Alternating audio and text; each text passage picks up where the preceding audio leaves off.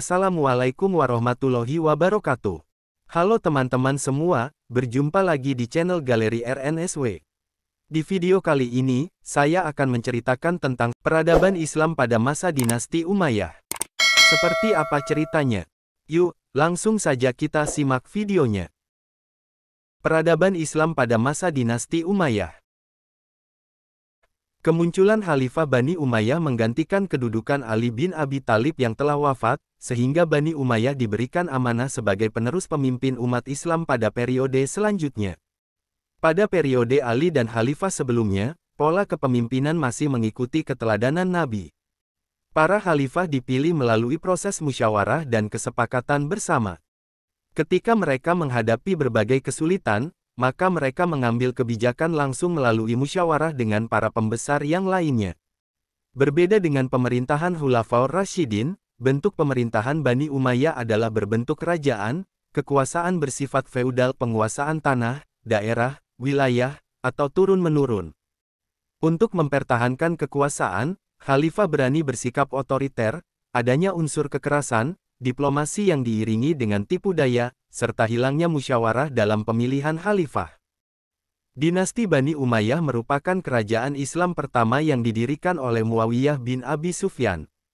Dinasti Umayyah berdiri pada tahun 40 Hijriah atau 661 Masehi, dan berkuasa selama kurang lebih sekitar 90 tahun, yaitu dari tahun 40 sampai 132 Hijriah atau 661 sampai 750 Masehi. Di masa inilah, peradaban Islam mempunyai banyak kemajuan di berbagai bidang seperti militer, tumbuhnya ilmu pengetahuan, dan lain sebagainya. Dan di masa inilah, untuk pertama kalinya pusat pemerintahan Islam berada di luar Jazirah Arab yaitu Damaskus. Perintisan dinasti ini dilakukan dengan cara menolak pembayatan terhadap Khalifah Ali bin Abi Thalib, kemudian ia memilih berperang dan melakukan perdamaian dengan pihak Ali dengan strategi politik yang sangat menguntungkan baginya. Terlepas dari persoalan sistem pemerintahan yang diterapkan, sejarah telah mencatat bahwa dinasti Umayyah adalah dinasti Arab pertama yang telah memainkan peran penting dalam perluasan wilayah, ketinggian peradaban, dan menyebarkan agama Islam ke seluruh penjuru dunia, khususnya Eropa, hingga akhirnya dinasti ini menjadi adikuasa. Nama dinasti Bani Umayyah diambil dari nama Umayyah bin Abdul al-Syam, yang merupakan kakek Abu Sufyan. Umayyah satu generasi dengan Abdul Muthalib, yakni kakek Nabi Muhammad dan Ali bin Abi Thalib. Dengan demikian, Ali bin Abi Thalib juga satu generasi dengan Muawiyah bin Abi Sufyan. Ali bin Abi Thalib berasal dari keturunan Bani Hashim, sedangkan Muawiyah berasal dari keturunan Bani Umayyah. Kedua keturunan ini merupakan orang-orang yang berpengaruh dalam suku Quraisy. Cikal bakal berdirinya dinasti Umayyah dimulai ketika masa Khalifah Ali bin Abi Thalib. Pada saat itu, Muawiyah yang menjabat sebagai gubernur di Damaskus, yang juga masih kerabat Utsman menuntut atas kematian Utsman. Dengan taktik dan kecerdikannya, ia mempermainkan emosi umat Islam. Muawiyah tidak mau menghormati Ali, dan menyudutkannya pada sebuah dilema, yakni menyerahkan para pembunuh Utsman, atau menerima status sebagai orang yang bertanggung jawab atas pembunuhan itu, sehingga ia harus diturunkan dari jabatan khalifah. Akibat dari perselisihan tersebut, terjadilah peperangan antara Ali dan Muawiyah. Peperangan tersebut dikenal sebagai Perang Siffin, karena terjadi di daerah yang bernama Siffin. Dalam pertempuran itu, hampir pasukan Muawiyah dikalahkan pasukan Ali, tetapi berkat siasat penasehat Muawiyah, yaitu Amir bin As, supaya pasukannya mengangkat mushaf-mushaf Al-Quran di ujung lembing mereka, yang dijadikan sebagai pertanda seruan untuk damai, dan melakukan perdamaian atau tahkim dengan pihak Ali, dengan menggunakan strategi politik yang sangat menguntungkan Muawiyah. Perang itu bukan berarti berakhir dengan tahkim Siffin yang tidak menguntungkan Ali, tetapi juga mengakibatkan kubu Ali sendiri menjadi terpecah dua, yaitu tetap setia kepada Ali disebut Syiah, dan yang keluar disebut Khawarij. Sejak peristiwa itu, Ali tidak lagi menggerakkan pasukannya untuk menundukkan Muawiyah, tetapi menggempur habis orang-orang Khawarij, yang terakhir terjadi peristiwa Nahrawan pada tanggal 9 Safar, tahun 38 Hijriah, di mana dari 1.800 orang Khawarij, hanya 8 orang yang selamat jiwanya, sehingga dari 8 orang itu menyebar ke Aman, Kanan, Yaman, Sajisman, dan ke Jazirah Arab. Ali wafat karena dibunuh oleh seorang anggota Khawarij, sehingga kedudukan Ali sebagai khalifah kemudian dijabat oleh anaknya Hasan selama beberapa bulan. Tetapi, karena Hasan ternyata lemah, sementara Muawiyah semakin kuat, sehingga Hasan membuat perjanjian damai. Perjanjian ini dapat mempersatukan umat Islam kembali dalam satu kepemimpinan politik, di bawah Muawiyah bin Abi Sufyan. Setelah wafatnya Ali, pemerintahan yang dapat dikatakan sebagai periode kekhalifahan Republik dimulai sejak kekhalifahan Abu Bakar yang telah berakhir. 4 khalifah pada masa ini dikenal oleh para sejarawan Arab sebagai Al-Rashidin.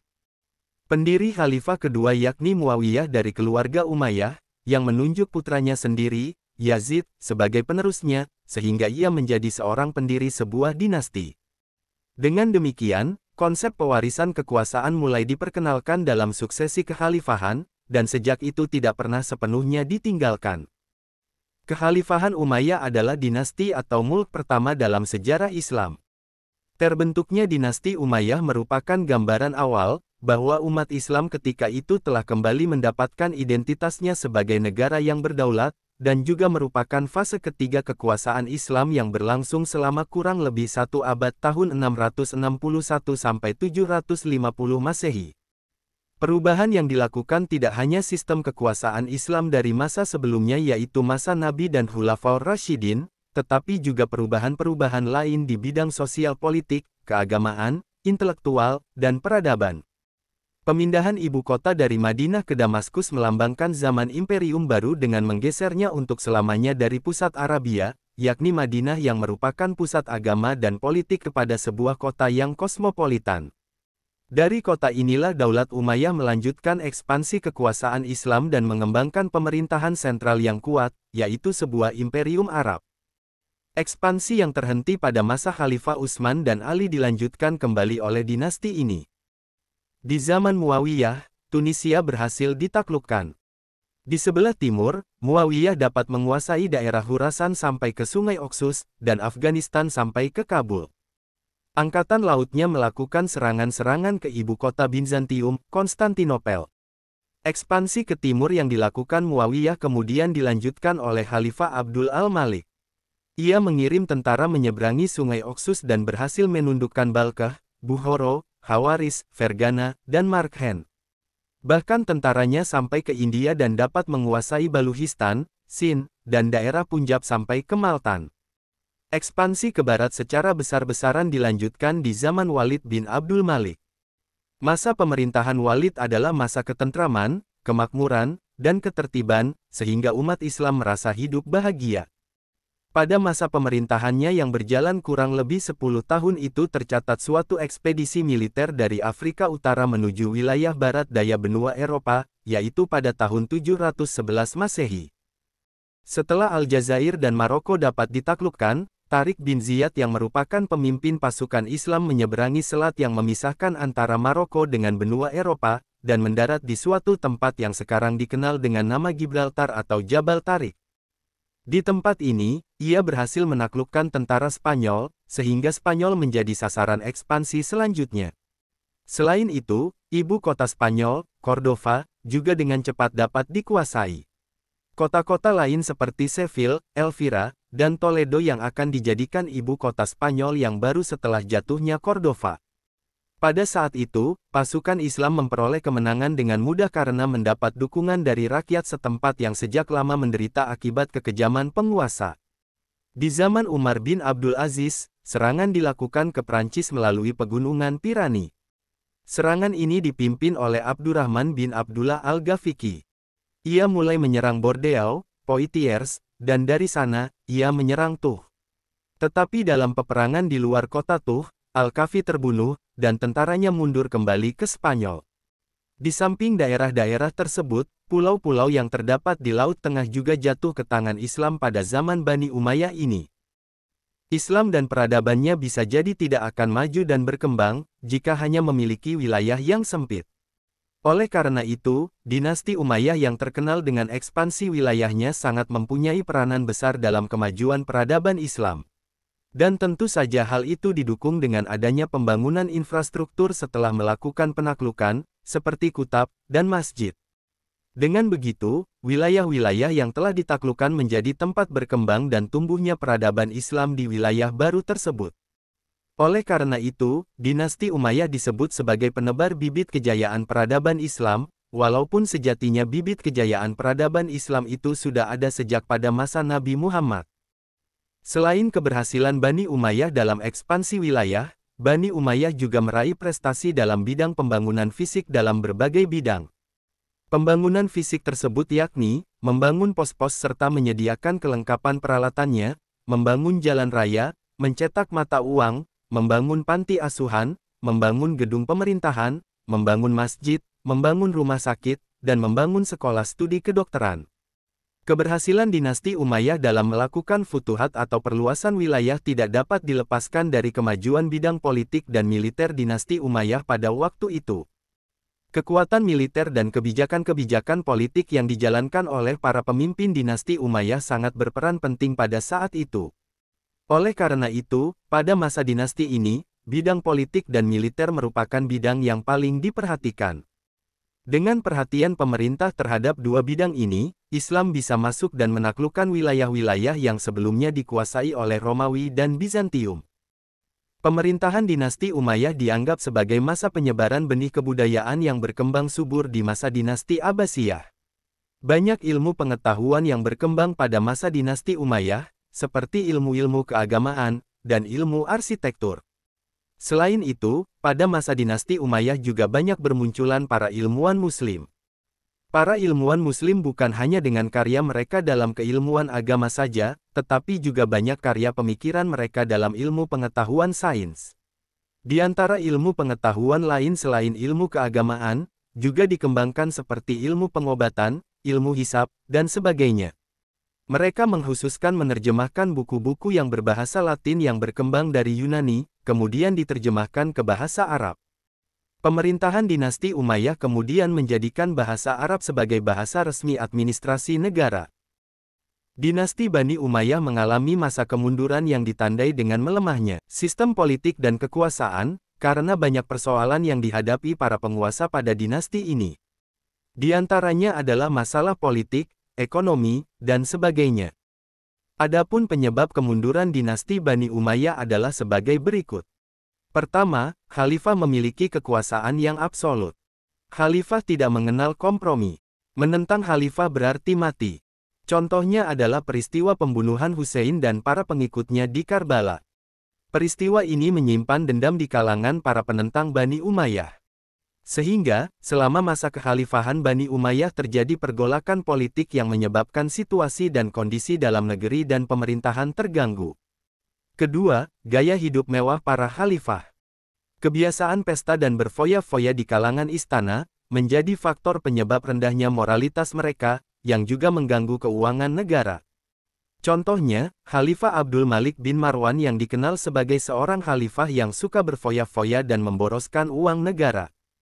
Sifat-sifat inilah yang tidak disukai masyarakat, sehingga lambat laun mereka melakukan gerakan pemberontakan untuk menggulingkan kekuasaan dinasti Bani Umayyah.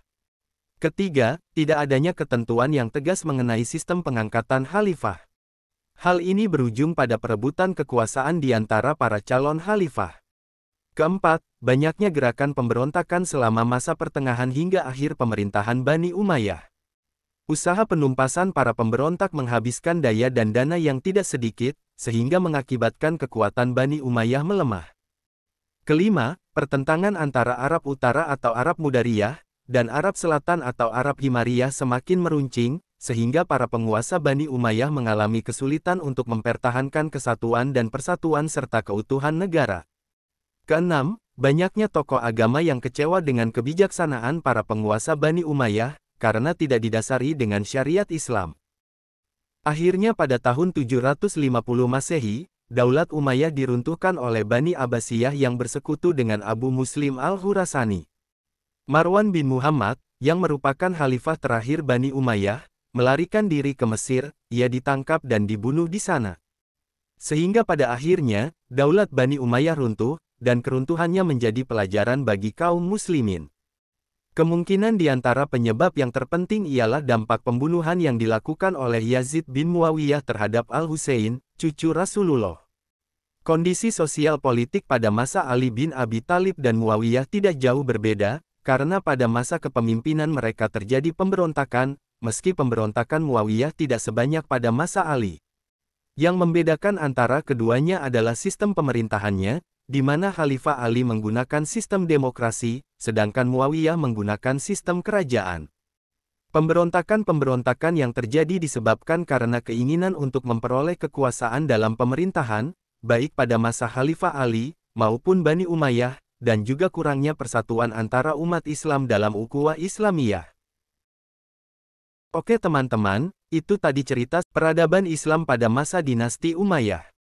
Semoga bisa menambah wawasan teman-teman semua ya. Terima kasih telah menonton video ini.